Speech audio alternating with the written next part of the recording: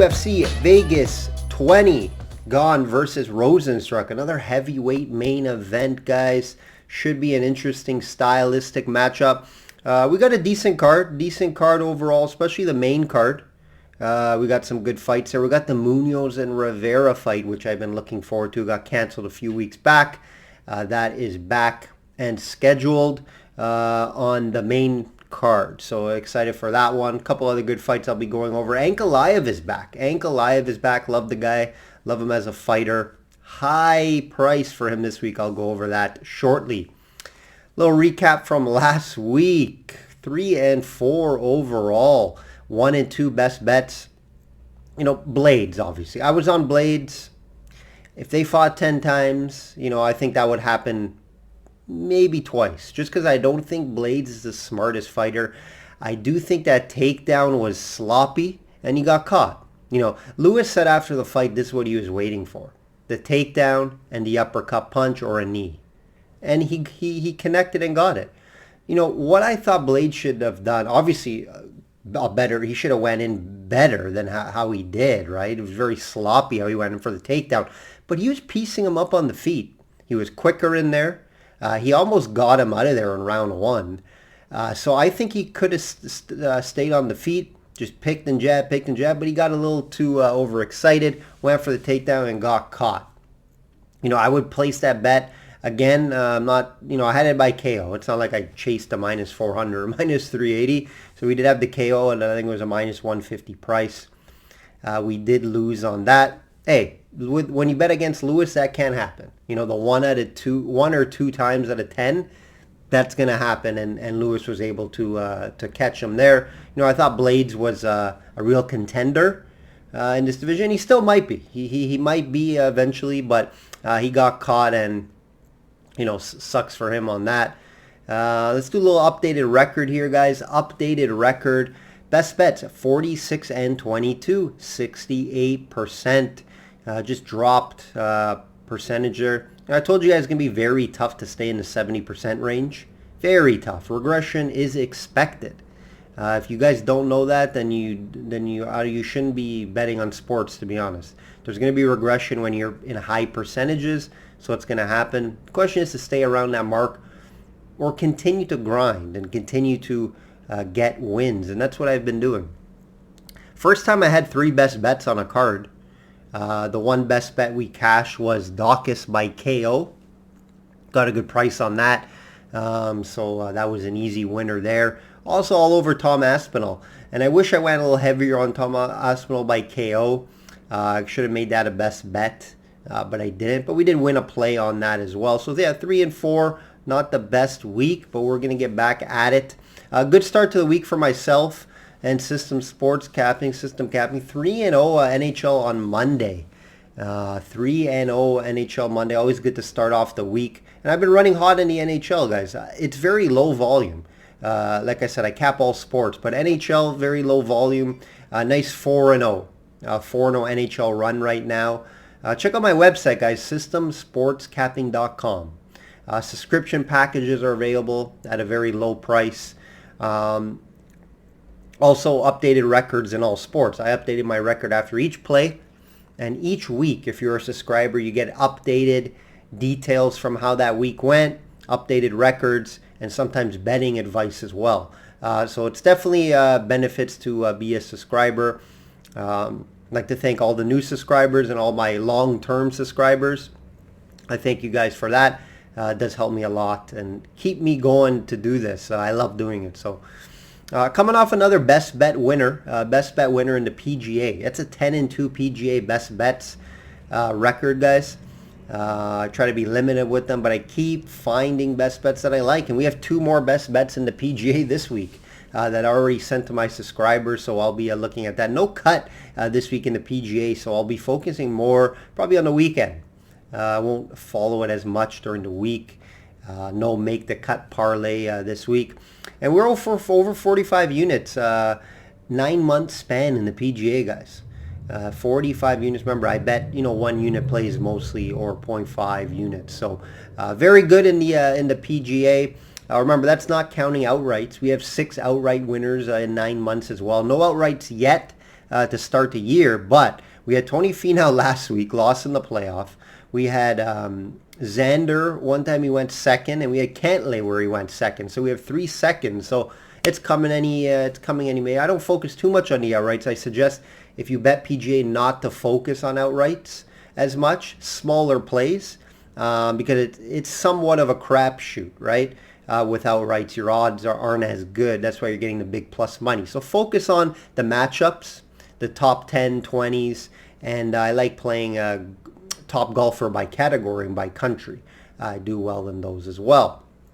All right, guys, that was a little update. I'll be updating on the video each week. I have been before prior, but I'll be getting into it more with weekly updates on my subscription packages and just record overall. Let's get into the card, guys. 5-card main event here. I think they may add another one. I'm just going over the 5 that I found. I think they may move up the Angela Hill. I'm not 100% sure, but five fights I'll be looking at here. Subscriber plays will be out after weigh-ins, unless something really catches my eye and I think there's some value at that price. But yeah, look out for those on Friday. And like I always say, guys, please like, subscribe to the video. It does help me out a lot. So we got Gone minus 275, minus 280, depending where you're shopping, versus Rosenstrike plus 250, plus 230. Shop around on all prices, guys. What I suggest is shop around. Best fight odds is something good to use. And check multiple sports books. Don't just have one sports book, guys. I stress this to my subscribers all the time in emails. Have different sports books at your, if you can, right? Me personally, I have about 4 or 5. I do use a few more than others, and I almost use one sports book all the time. But I suggest to always have access, make accounts, make deposits, and have different sports books at your, at a click of a button away. Just because the prices vary all the time, especially in fights, especially in props. So shop around, guys. Should be interesting main event here. Gane, who is being talked about as the next guy, right? A lot of guys are hyped on him in this division, who already has a few big wins. Nothing crazy. Dos Santos, end of his career. Bozer, we thought he was a good fighter. I think he's still a good fighter, but we thought he could be something. But then he had back-to-back losses. He lost to Orlovsky, and obviously he has a loss here to Gane. But he fought all right in that fight. He's 7-0 in his MMA career, 4-0 in the UFC. Now, Gane is a very good striker, kickboxer, very technical fighter. Doesn't really look like a heavyweight style fighter how he fights. He's fairly good all around. He can wrestle and grapple as well if needed. Rosenstrike, he's been in there with some big names, guys. Don't forget about that. He's been in some big fights already. He is 11-1, great record as well. He has some big wins over Orlovsky, Overeem, and Dos Santos. Those are his key wins. And we all remember that quick loss to Nagano. He got that big step up in Nagano, and Nagano, put his lights out very quickly with that rush-style attack. This is a heavyweight fight, guys. We seen last week anything can happen, right? Anything can happen in these fights. One big shot, and it's over. Gane should be able to avoid the big shot. He is pure striker and will be aware of this, right? This is what he does. Kickboxer, striker. He will know to avoid the big shot from Rosenstrike because he does have that big shot. The line with a guy, this line here at minus 275, 280, it's too high for me. A guy who hasn't fought a big name or a top guy yet is scary to me. Plus 230 for Rosenstrike in a heavyweight fight is very appealing. I just don't think this line is correct. So if you like to play the value and the line, the play here would be Rosenstrike, right? One shot all it does take. However, I do think Gane is a good matchup to avoid big strikes just because how he fights. He plays the distance card. He strikes, moves. I have a tough time seeing Rosenstrike landing that big shot. It could happen, right? It could happen. But I have a tough time, and that's why you're seeing this plus 230, plus 250 price. Both guys have the kickboxing background, so I think both will play the distance card. And I just don't see that big knockout, from Rosenstrike, unless he tries to push it and then Gane could catch him as well, right? This is a fight I maybe look at I don't think it's going to be a fight that ends in the first round, just because what I mentioned, the distance and the experience in the kickboxing realm for both of these guys. So I think this goes over 1.5, even maybe 2.5 rounds. Is it going to go to the distance? I doubt it.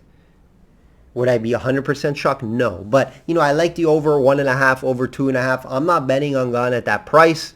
If you guys bet on the plus 250 or plus 230, I wouldn't call you crazy because there's good value there, and Rosenstrike could catch him. He has the more experience. He's fought the bigger guys, and this is a step up for Gane. So we're going to see if he can make this step up.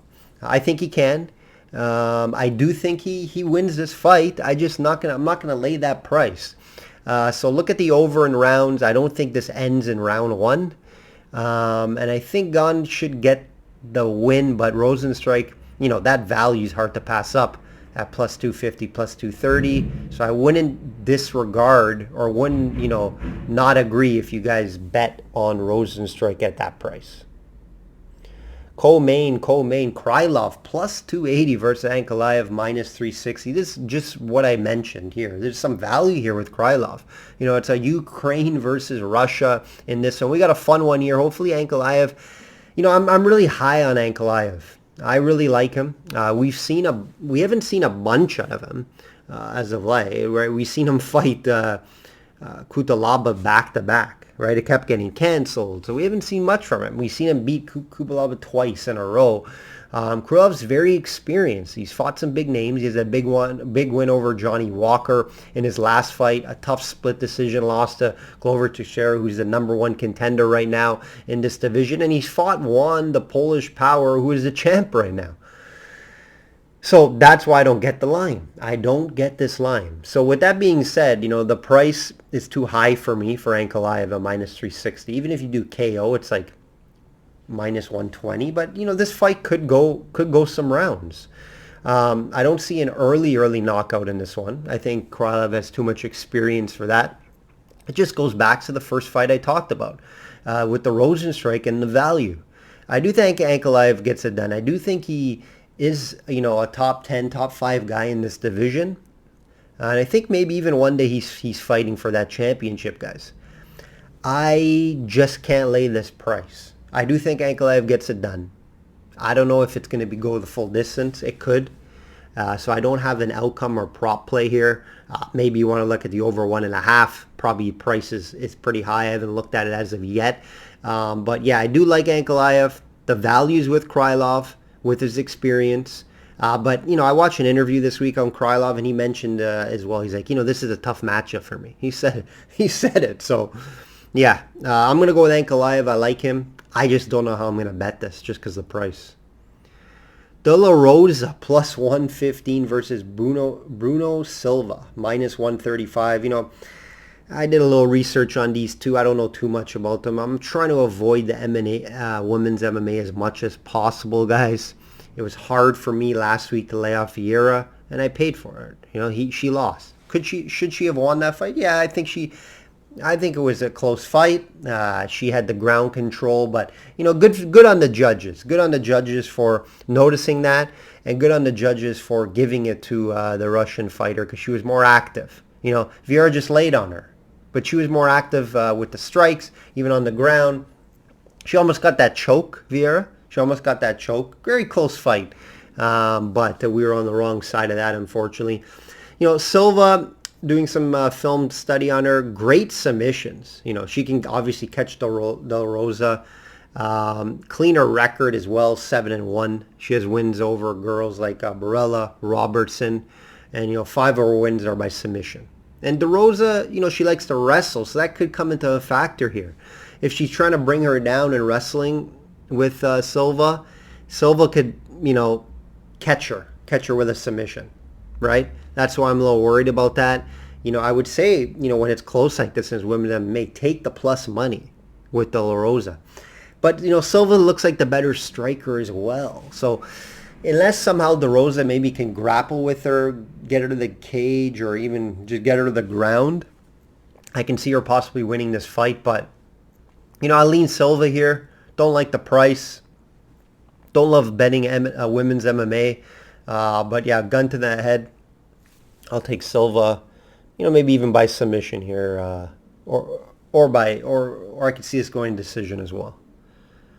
Next fight here, guys. I've been looking forward to this one. Jimmy Rivera minus 150 versus Munoz plus 130. Finally, this one is happening, guys. I was looking forward to it a few weeks back. I think it should be a bit of a higher. I think it should be higher up on the card, to be honest.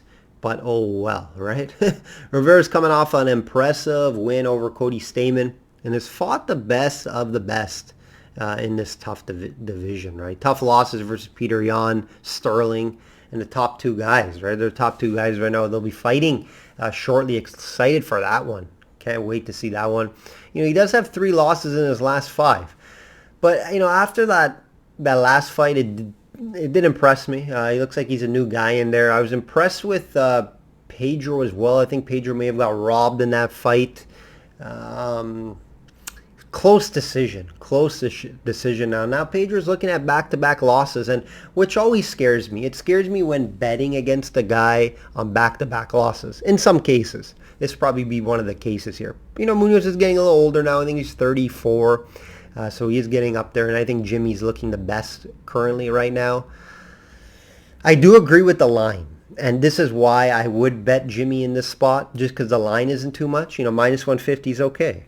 It's okay to lay it. I think it's going to be a close fight, though. You're going to be sweating it. It could go decision, and this is why I think Pedro could possibly steal it, because if it does go decision, he's going to have the more output, I think. Jimmy will have those nice leg kicks, but I think Pedro will be throwing more, right? So if it goes to decision, Pedro could sneak out a decision, which I'm a little worried about. But if you ask me, I like Rivera minus 150. I probably will have a small play of Rivera to my subscribers. I haven't got there as of yet. I'll be waiting for the weigh-ins on this one. Last one, guys. Bruce Leroy. Yes, Bruce Leroy is back minus 220. Yikes. Versus Kevin Kroom plus 180. I would never lay minus 220 with Bruce Leroy. So you know where I'm going here. I'm going with Kroom at plus 180. Love the value here with Kroom. This should be a fun one. I think it's going to be a good competitive fight. This fight could go either way, yes. But the line is off, in my opinion. So when the line's off, I find value. Kroom is coming off a nice win over Roosevelt, but then it got reversed because of his weed. But, hey, now they don't got to worry about weed. So good for that. If you've seen Kroom's interview, it's pretty funny. He's calling out Vegas. Very animated guy. So, yeah, this should be a fun one.